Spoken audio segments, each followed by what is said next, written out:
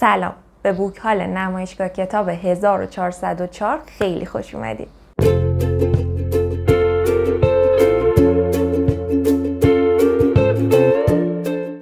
خب سلام بچه ها، امیدوارم که حالتون خیلی خوب باشه. خیلی هیجان زدم چون که من عاشق این ویدیو هم. اینجوری بگم بهتون، من واقعا عاشق این ویدیو هم. کل سال منتظرم که این ویدیو رو بگیرم. بوک هال نمایشگاه کتاب، بوک هال تخفیف‌های اردیبهشت، واقعا ولاگ مورد علاقه منه. خیلی لذت میبرم ازش، هم از اینکه ضبطش کنم، هم از اینکه خودم بشینم بعدش ببینمش. حرفای شما خیلی ویدیوی دوست داشتنیه بر من. کلا سال به سال منتظرم که همین ویدیو رو بگیرم. اینه که الان خیلی خوشحالم و خیلی هم وقت نداریم که صحبت کنیم، خیلی کار داریم. این همه، یا خدا، این همه کتاب هست که باید معرفیشون کنیم و زودتر بریم سراغشون. بهتون بگم که همه اینا مال نمایشگاه نیست. من یه تعدادیشم از کتاب فروشی کوچک محلمان خریدم، چون که واقعا قبول دارم که بعد از کتاب فروشی ها توی اون دوره نمایشگاه خیلی بیشتر حمایت بشه. ولی خب یه چیزایی هم به هر حال تو نمایشگاه چشم آدمو میگیره دیگه، نمیشه کاریش کرد. داری میری توی تونل وحشت پر کتاب اونجا و توی میخوای به خودت بگی نه نخر این کارو نکن، این کار نکن، نمیشه دیگه. به هر حال یه تعدادیش هم نمایشگاه خریدم. بریم سراغش. من اول کتاب کوچولوها رو بهتون معرفی میکنم، بعد کتاب بزرگا رو. اینا کتابای کوچولومون هستن. اولیش کتاب ریپ وان وینکل، درست گفتم؟ آره، ریپ وان وینکل از نشر لگاه که در واقع مال این مجموعه داستانای کوتاهشونه. کتابای خیلی باریک و کوچولو و کم حجمی هستن که واقعا واقعا توی یه نشست میتونید بخونید، حتی شاید زمانم اضافه بیارید. و این داستانش برای من خیلی جالب بود وقتی برام تعریف کردن. داستان یک پیرمردیه به اسم ریپ وان وینکل که یه روز با زنش دعواش میشه و از خونه میزنه بیرون، میره زیر یه درختی دراز میکشه، میخوابه. بعد که بیدار میشه ببینه که 20 سال گذشته و این خیلی داستانش به نظر میتونه هیجان انگیز و بامزه باشه. و خب دیگه بیشتر از این نگم دیگه، مگه چقدر هست حجمش؟ خودم هم بیشتر از این نمیدونم. بخونیم ببینیم چیه. نتیجه اخلاقی این کتاب احتمالاً اینه که با خانومتون دعوا نکنید، چون از خواب بیدار میشید و میبینید که 20 سال گذشته. خب کتاب بعدی که توی ویدیوی قبلیم هم در موردش صحبت کردم براتون، کتاب فلاکت روزمره است. گفتم که شامل 6 تا جستار از خانم هرتا مولر هستش که کلاً اکثر کتابهاش در مورد زندگی توی آلمان و رومانی استبداد زده است و از تجربیاتش نوشته. جستارهای رو در این باب منتشر کرده. حالا این کتاب هم 6 تا جستار رو انتخاب کرده، ترجمه کرده و جمع‌آوری کرده. و این کتاب نشر اطراف در واقع در کنار 2 تا کتاب قبلیشون که مجموعه جستارها بودن، خلاف زمان و نزدیک ایده چاپ شده توی اون مجموعه، در واقع سومین کتاب اون مجموعه است. و خب توی این کتاب در واقع میتونم بگم هایلایت این کتاب همون جستار اولشه، جستار خنده روز بعد، که توی این جستار هرتا مولر داره به این میپردازه که چطور شوخی و خنده توی اون شرایط تاریک، زندگی سخت و وحشتناکی که در اون زمان داشتن به دادشون میرسیده. و میگه که شوخی همون سورئال دسترس پذیری است که وقتی رئالیسم دارد خفت میکند راه نفست میشود. و تأکید میکنه که شوخی فقط مسخره بازی نیسته. شوخی یه چیزی بوده که توی اون شرایط نجات دهنده مردم بوده و بیشتر از اون چیزی که فکرش رو بکنید داشته بهشون کمک میکرده. خیلی نکات ریز و ظریف و زیبایی توش گفته بود. از بین تمام این کتاب ها من فقط این کتاب رو شروع کردم به خوندن و خیلی کتاب لذت بخشی. امیدوارم که فرصت بشه بیشتر در موردش صحبت کنیم. خب 2 تا کتاب از نشر وال داریم. اولیش هارولد و مود. این کتاب رو مدت ها بود که میخواستم بگیرم و توی لیست خانشم بود.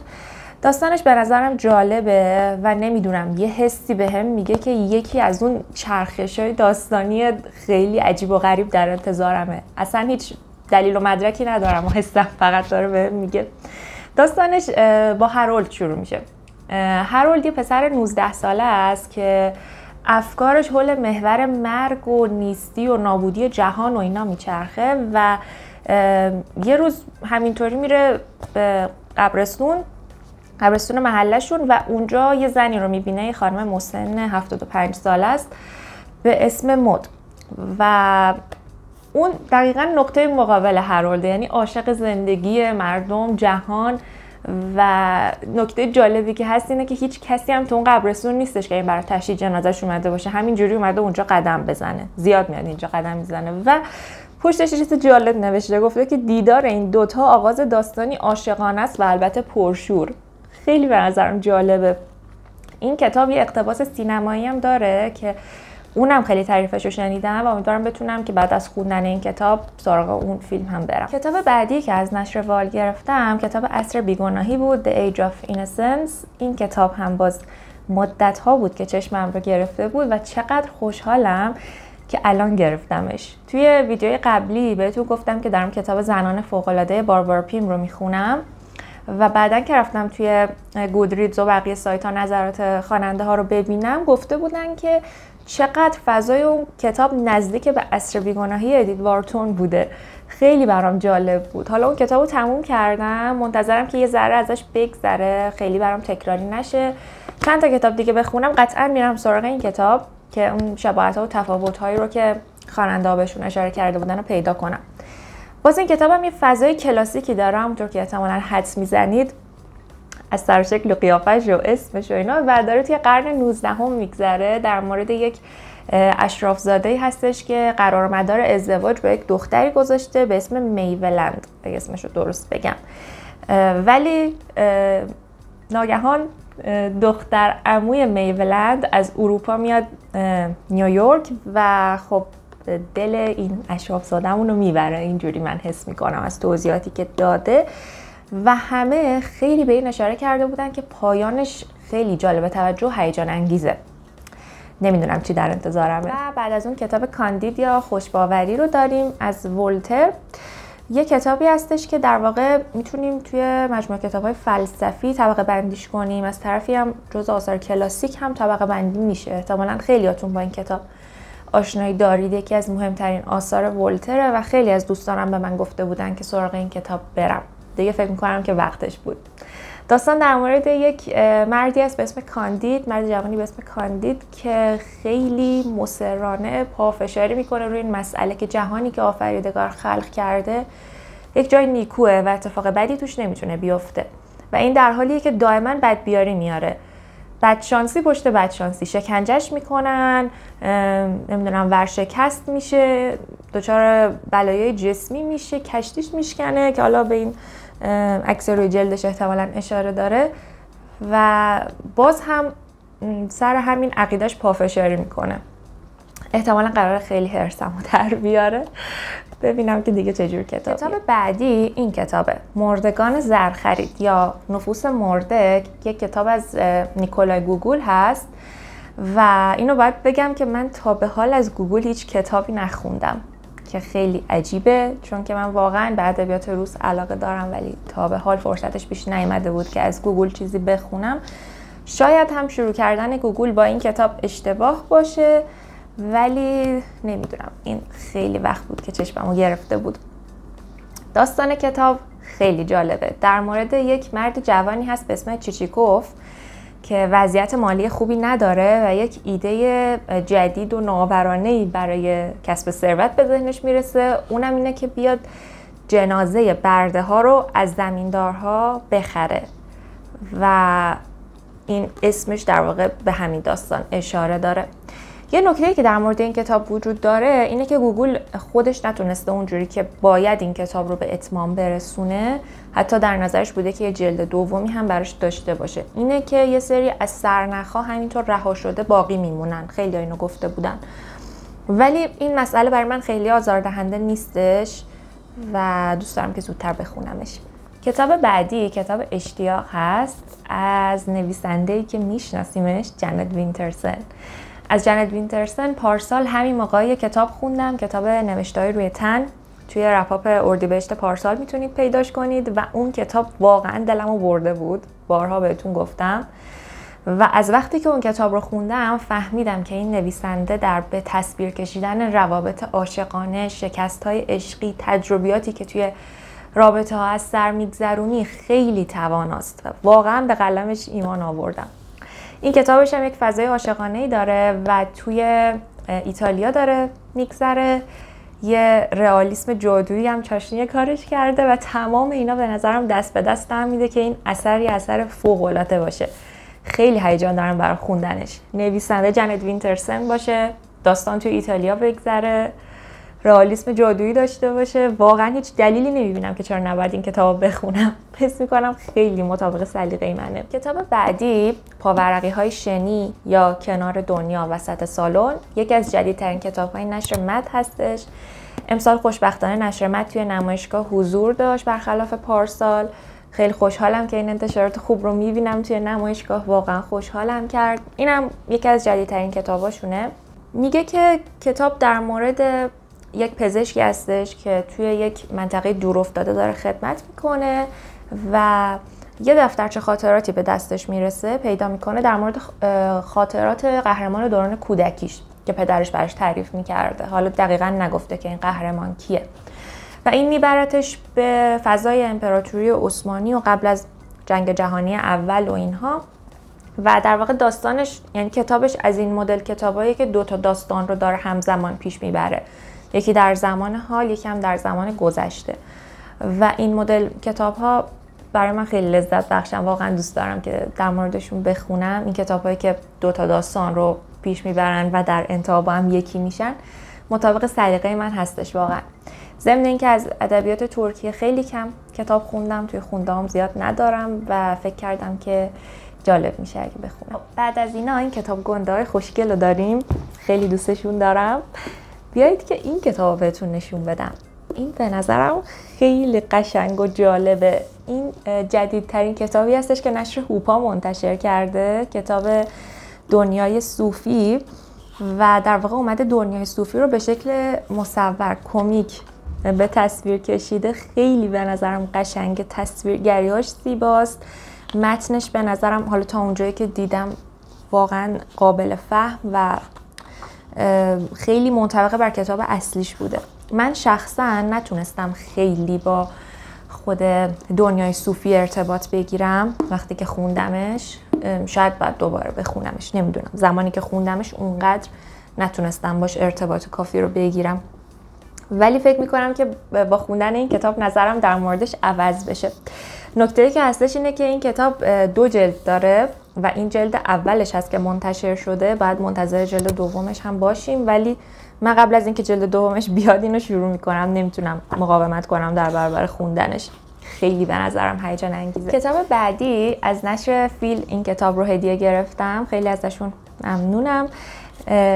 کتاب سهراب سپهری هستش، زندگی نامه سهراب سپهری از مجموعه دستای کوچک آرزوهای بزرگ که فکر میکنم باش آشنایی دارید و خیلی کتاب‌های جالبی هستن. تصویرگریاشون بی نهایت زیباست و دیگه فکر میکنم برای سهراب سپهری که باید سنگ تموم گذاشته باشن.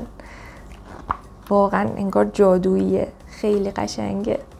میاد در مورد زندگی سهراب سپهری صحبت میکنه. من این کتابا رو بیشترش رو برای یارا گرفتم، یعنی مجموعهش رو داریم. حالا سهراب سپهری رو نداشتیم، خیلی خوشحال شدم که بهم هدیه دادن اینو. میذاریمش توی مجموعمون و اگر که بشه یه معرفی برای این مجموعه خواهیم داشت. آقا 3 تا کتاب بعدی، این 3 تا واقعا گل سرسبد این ویدیو هن. خیلی دوستشون دارم، یعنی نخونده دل منو بردن اینا. ببینید که اگه بخونمشون چی میشه. اصلا میبینمشون قلبم تون میزنه. اولیش کتاب بودنبروک هاست از توماس مان که مطمئنم اسمشو شنیدین. داستان زوال یک خاندان، بودنبروک ها. توماس مان این کتاب رو با الهام از خانواده خودش نوشته. داستان 4 نسل از خانواده بودنبروک هاست که در آلمان، در شمال آلمان زندگی میکنن. یک خانواده بورژوا هستن، ثروتمندن و در مواجهه با مدرنیته ذره ذره به تدریج اون جلال و جبروتشون رو از دست میدن. حالا همونطور که توی عنوانش هم پیداست. و من این کتاب رو با بون دانشجوییم از نمایشگاه کتاب مجازی گرفتم. خیلی قیمتش خوب شد، قیمتش 360 تومن شد برام و چی میخواستم دیگه بهتون بگم؟ اول من میخواستم که کتاب میدل مارچ جورج الیوت رو بگیرم، مجموعه 2 جلدیش رو، که اصلا نداشت، اون انتشارات اصلا شرکت نکرده بود فکر کنم تو نمایشگاه. بعدش میخواستم که چهارگانه النا فرانته رو بگیرم که اونم مدت هاست که میخوام بگیرمش، از پارسال. بعد دقیقاً جلد اولش رو نداشت.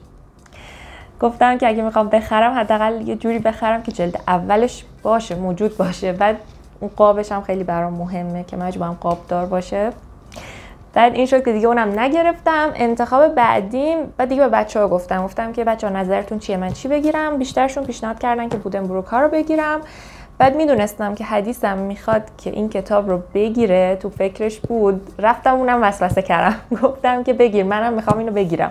این شد که گرفتیم دوتامون و احتمالاً این کتاب رو با هم بخونیم. خیلی برای خوندنش هیجان دارم. عاشق این کتابایی ام که اولشون شجره نامه داره و آخرش میاد در واقع توضیح میده که توی هر تاریخی چه اتفاقی برای این خانواده افتاده بود و اینا.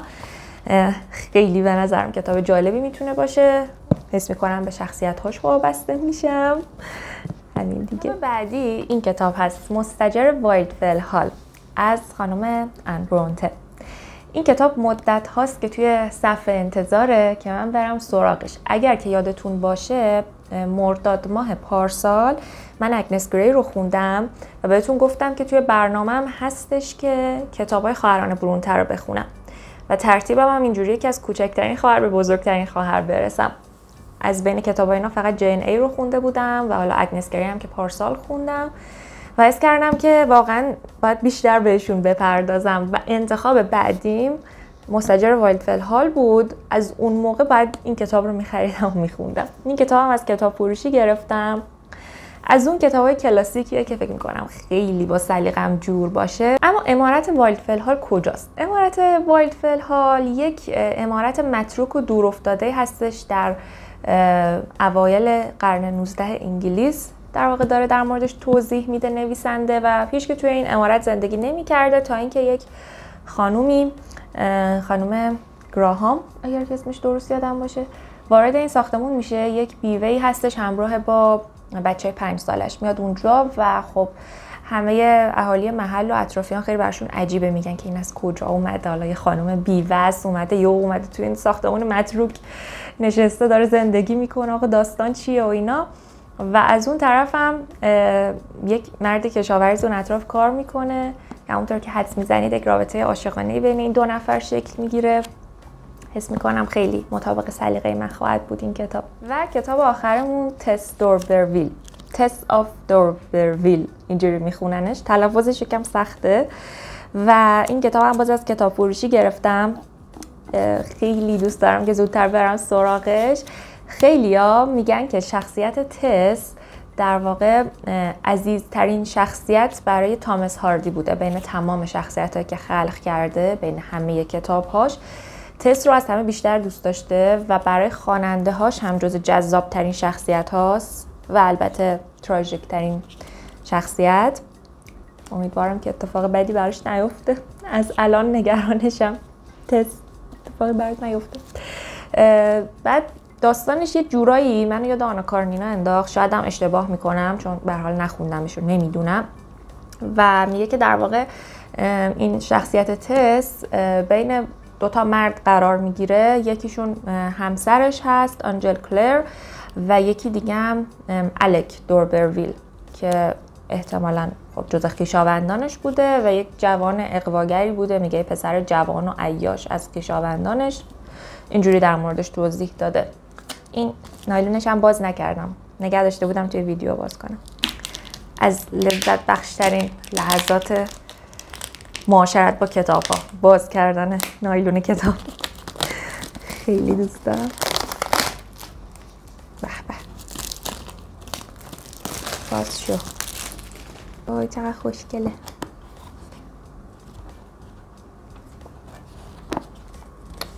متاسفانه یکم برگاش به هم چسبیده. بیا دیگه وقتی از لذت باز کردن نایلون حرف میزنی بدیاش هم بگو. اب نداره، میشه بازش کرد. اینم از این کتاب. فکر میکنم که دیگه تموم شد. اگه چیزی از دستم در نرفته باشه یا برم ببینم که توی کیسه‌های خریدم یه چیز دیگه بود و ندیدمش. نه ولی فکر میکنم همینا بود. خیلی لذت بردم از کتابای نمایشگاه امسال. واقعا هیجان دارم که زودتر بخونمشون. خب این بود کتابای نمایشگاه امسال. خیلی ازتون ممنونم که این ویدیو رو تا آخر نگاه کردید. اگر که هر کدوم از این کتابا رو خوندید یا دوست دارید که بخونید، وای دستم درد گرفت، یا دوست دارید که بخونیدشون، تو برنامه‌تون هست که بخونید، حتما بیاید توی کامنت ها بهم بگید که براتون کدوم یکی جذابه، با حرفای من مشتاق شدید که بخونید، کدومو زودتر بخونم، بیاید نظر بدید بگید، چون که من دوست دارم همشون رو بخونم. واقعا همشون خیلی برام عزیزن. سوگلیامن. الان حس میکنم این کتابام که بهتون گفتم اینجا گذاشتم نخوندمشون، اینا دارم بد نگاه میکنن. یاد ویدیوهای بهار افتادم، یه محتوا تولید کرده بود با این مضمون. خب امیدوارم که از این ویدیو لذت برده باشید. خیلی ازتون ممنونم و میدونید که مثل همیشه مراقب خودتون باشید.